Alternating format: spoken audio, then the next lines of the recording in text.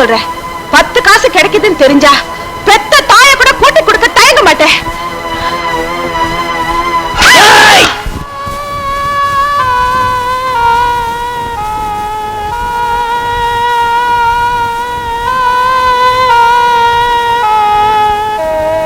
பாண்டி, உன்னை நம்பித்தானே நாங்க 2 பேரும் வந்தோம்.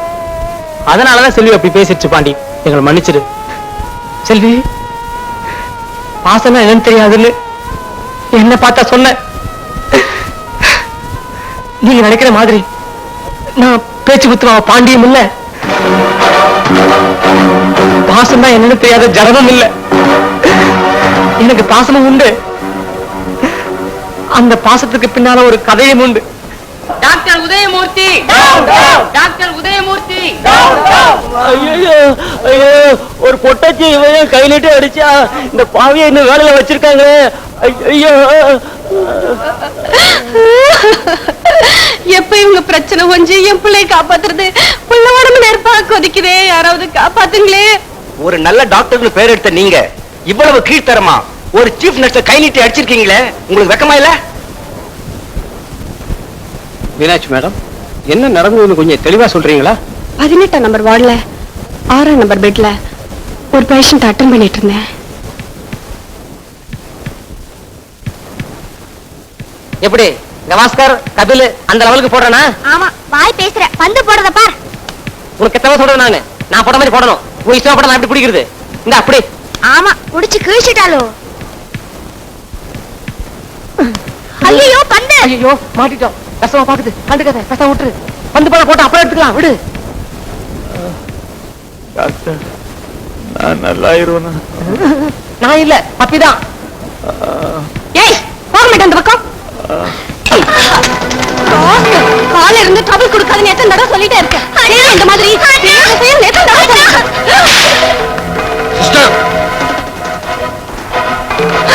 சீஃப் நர்ஸ் எடுத்த டாக்டர் உதயமூர்த்தி, சீஃப் நர்ஸ் எடுத்த டாக்டர் உதயமூர்த்தி. மிஸ்டர் உதயமூர்த்தி, நான் உங்க மேல ஆக்ஷன் எடுக்க போறேன். Any explanation? சார், இந்த ஃபைலை கொஞ்சம் படிச்சு பாருங்க. இதுக்கு மேல நீங்க என்ன ஆக்ஷன் எடுத்தாலும் கட்டுப்பட தயார்.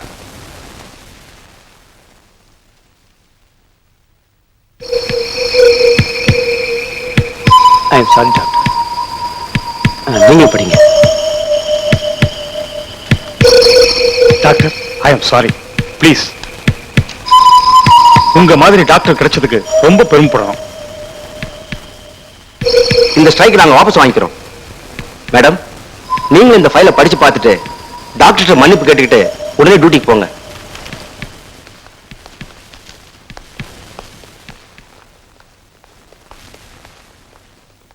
மிஸ்டர் உதயமூர்த்தி, ஒரு நோயாளிக்கும் டாக்டருக்கு எவ்வளவு பெரிய உறவு இருக்குங்கிறத நிரூபிச்சிட்டீங்க. உங்களை போல உள்ள டாக்டர் இந்த ஹாஸ்பிட்டல்ல வேலை செய்யறதுல நான் ரொம்ப பெருமைப்படுறேன். Please go and attend your duty. Thank you sir.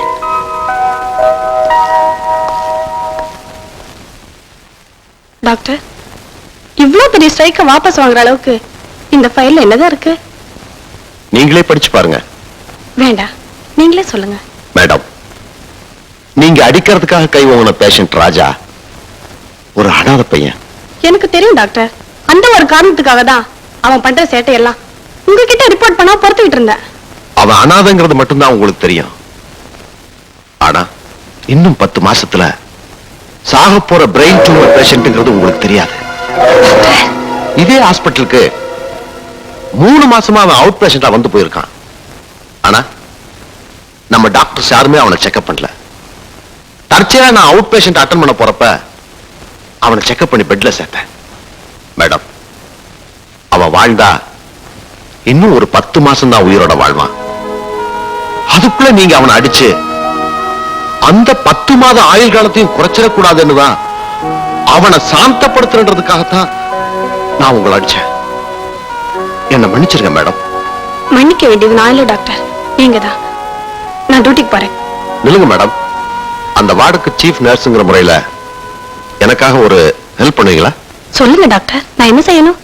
எந்தவித காரணத்தை கொண்டும் ராஜா இன்னும் 10 மாசத்துல சாக போறாங்கிற விஷயம் அவன் காதுல விழுந்துடக்கூடாது. அது மட்டும் இல்ல, பக்கத்து பெட்ல இருக்க பப்பியும் ஒரு அனாதைங்கிற காரணத்துக்காக அந்த குழந்தை மேல அவன் உயிரையே வச்சிருக்கான். அந்த குழந்தையை நீங்க பத்திரமா பாத்துக்கணும். மேடம், நான் ஒரு டாக்டரா இருந்து உங்களுக்கு உத்தரவு போடுறதாக நீங்க நினைக்காதீங்க.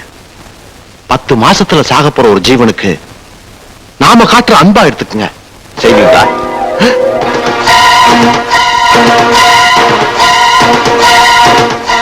ராஜா, நீ ஆரம்பத்திலே வந்துட்டேன் டாக்டர். என்கிட்ட யாராவது எதையாவது மறக்கணும்னு நினைச்சா அது எனக்கு தான் முதல்ல தெரியும். ஏன்னா என் ராசி அப்படி. 10 மாசம் சாக போறோம்னா அதுக்காக நீங்க ஏன் டாக்டர் அழறீங்க? நான் என்ன இந்த நாட்டு ஜனாதிபதியா? 100 வருஷம் வாழ்ந்து நான் எதை சாதிக்க போறேன்? டாக்டர், என்ன கைவிட்ட மாதிரி என் பப்பியை கைவிட்டுறாதீங்க டாக்டர். ராஜா, பப்பிக்கு ஒண்ணுமே இல்ல. மைனர் ஆபரேஷன் தான். அது நடந்துருச்சுன்னா அவன் குணமாயிருவா. என்ன மாதிரி அதுவும் ஒரு அனாதை டாக்டர். அது 24 மணி நேரமும் என்ன அண்ணே அண்ணேன்னு வாய் நிறைய கூப்பிடும் போது உண்மையிலே நான் சந்தோஷப்படுறேன் டாக்டர். எப்படியாவது அவளை மட்டுமாவது காப்பாத்துங்க டாக்டர். ஏன்னா அனாதையா பிறக்கிறது தப்பு இல்ல டாக்டர், அனாதையா சாகிறது தான் தப்பு. நீ அழக்கூடாது ராஜா. பப்பியை நான் எப்படியும் காப்பாத்திடுவேன். கவலைப்படாத. டாக்டர், அப்படி ஆபரேஷன் எவ்வளவு செலவாகும்? ஒரு 10,000 ரூபாய் செலவாகும். எனக்குன்னு வாழ்க்கையில எந்த பொறுப்பும் இல்லை. இந்த குழந்தையை காப்பாத்துற பொறுப்பாவது எனக்கு கொடுங்க டாக்டர். ராஜா, நீ என்ன சொல்ற? அப்படி ஆபரேஷனுக்கு தேவையான 10,000 ரூபாயை நான் தரேன்னு சொல்றேன். 10,000 ரூபாய் நீ தர்றியா? எப்படி? அந்த பணம் எவ்வளவு நாள்ல வேணும் அதை மட்டும் சொல்லுங்க. அது ஆபரேஷனுக்கு முன்னாடி உடம்பு தேத்தணும். ஒரு 3 மாசம் ஆகும். 3 மாசத்துல பணம் கொடுத்தா போதும். அம்மா, நீ பணத்துக்கு என்ன பண்ண போற?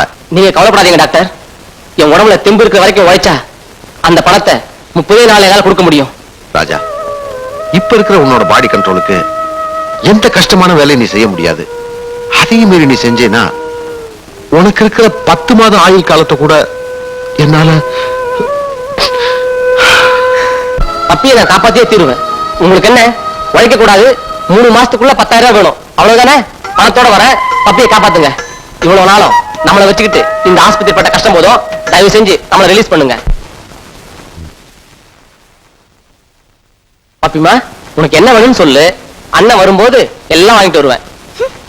இத பாருமா, அண்ணன் உனக்காக தான் ஊருக்கு போறேன். வரும்போது காரு, பந்து, பழம் எல்லாம் வாங்கிட்டு வருவேன்.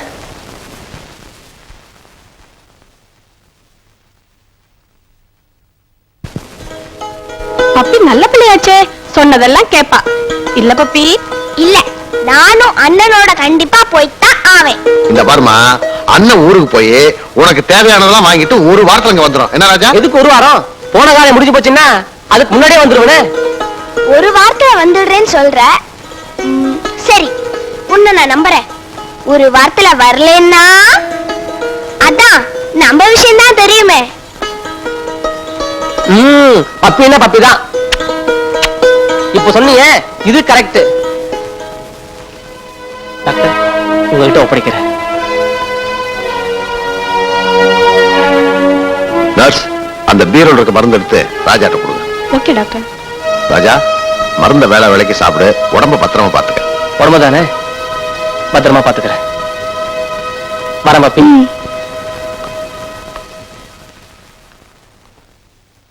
வரேன்.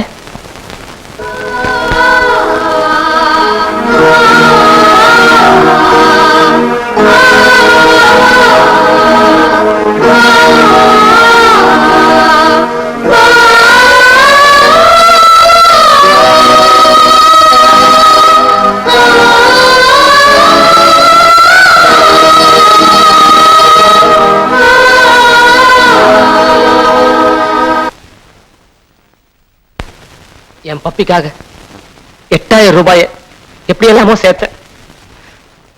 பாக்கி 2,000 ரூபாயை சேர்க்கறதுக்குள்ளதான் நீங்க 2 பேரும் ஊருக்குள்ள மாட்டிக்கிட்டீங்க. அந்த 2,000 ரூபாய்க்கு என்ன பண்றதுன்னு நினைச்சிட்ட நேரத்துலதான் கடவுளா பார்த்து அனுப்பிச்ச மாதிரி பஸ்ல 4 கிடைச்சார். அதனாலதான் அவங்க 2 பேரையும் தனியா விட்டுட்டு போயிட்டேன். இப்ப சொல்லு செல்வி, நான் பணத்தாசை பிடிச்சவனா இல்ல பாசத்தை பத்தி தெரியாதவனா? உங்களை பத்தி தெரியாம உங்களை கேட்க கூடாத கேள்வி எல்லாம் கேட்டுட்டேன். என்ன மன்னிச்சிருங்க. 10 மாசத்துல சாக போறோம்னு தெரிஞ்சிருந்தோம். உன்னால இப்படி இவ்வளவு நாளும் சிரிச்சுக்கிட்டு இருக்க முடிஞ்சது. நான் அழுதாலும் என் சாவை தடுக்க முடியாதுன்னு ஆயிடுச்சு. அப்புறம் எதுக்காக நான் ஆகணும்? உன் நல்ல மனசுக்கு ஒரு குறையும் வராதியா. என்னை சுத்தி இருக்கிறவங்க யாரும் அழக்கூடாது. நீங்க அழுதீங்கன்னா எனக்கு ஆயுள் கம்மி. எப்பவும் சிரிச்சுக்கிட்டே இருக்கணும். எங்க சரி சரிம்மா, எதுக்கு அழுற? பாண்டி. என் பேரு பாண்டி இல்ல, என் உண்மையான பேரு ராஜா. எங்களை பொறுத்த வரைக்கும் நீ பாண்டிதான். சரி, உங்களை பொறுத்த வரைக்கும் நான் பாண்டியாவே இருந்துட்டு போறேன். வருது முதல்ல உங்களுக்கு ஒரு வேலை, அப்புறம் உங்க 2 பேருக்கும் கல்யாணம். இந்த 2ஐயும் அந்த இன்ஸ்பெக்டர் வச்சே முடிச்சிடுறேன்.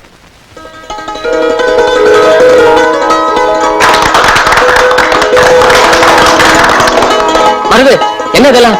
பாண்டி ஆசீர்வாதம் பண்ணு.